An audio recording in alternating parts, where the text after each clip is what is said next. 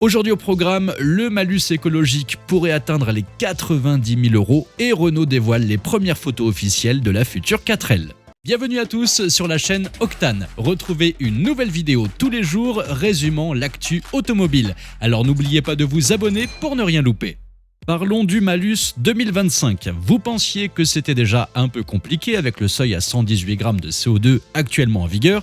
Eh bien préparez-vous parce que dans un élan d'imagination machiavélique, le gouvernement s'est dit pourquoi ne pas baisser ce seuil à 113 grammes l'année prochaine, puis 106 l'année suivante et enfin 99 grammes en 2027. Autrement dit, même les citadines, ces petites créatures censées être les amis des embouteillages urbains, vont se faire malusser. Alors pourquoi ce resserrement des boulons ? Eh bien c'est simple, l'État a des factures à payer. Oui, vous savez, la dette. Eh bien pour la réduire, on fait quoi ? On tire un peu plus sur les automobilistes. Et attention, le seuil de déclenchement n'est que le début du festin. Le plafond actuel du malus à 60 000 €, ce qui est déjà pas si mal, pourrait encore gonfler de 10 000 € par an pour atteindre un impressionnant 90 000 € de malus en 2027. Cela dit, il y a de fortes chances que les constructeurs ne restent pas les bras croisés, car dans l'état actuel des choses, même de gentilles petites voitures compactes ne seront pas épargnées.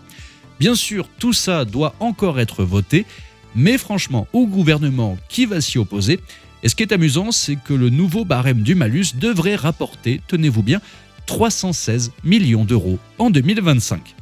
Parlons maintenant du Mondial de l'automobile de Paris 2024 qui approche à grands pas et Renault y présentera la nouvelle 4L qui sera évidemment électrique.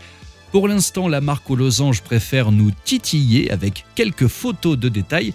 Ces premiers clichés nous permettent déjà de deviner à quoi ressemblera cette 4L. On parle ici d'une carrosserie avec des formes qui rappellent la 4L originelle de 1961 avec cette fameuse petite fenêtre sur le côté arrière. Et puis, il y a cette calandre épurée avec le losange éclairé. Les flancs, eux, sont striés comme si Renault avait piqué l'idée chez Citroën et ces gros feux arrière semblent emprunter à une Fiat 500X. Maintenant, ne vous attendez pas à une voiture low cost avec ce modèle. Non, Renault a mis le paquet et ça se voit. D'ailleurs, contrairement à ce que laisse supposer son badge, la 4 e-Tech sera plus grande que sa petite sœur, la 5 e-Tech. 4,14 m pour la nouvelle 4L contre 3,92 m pour la nouvelle Renault 5.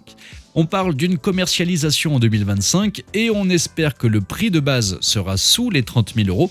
Mais bon, vous savez comment ça marche. Entre l'espoir et la réalité, il y a souvent une petite différence.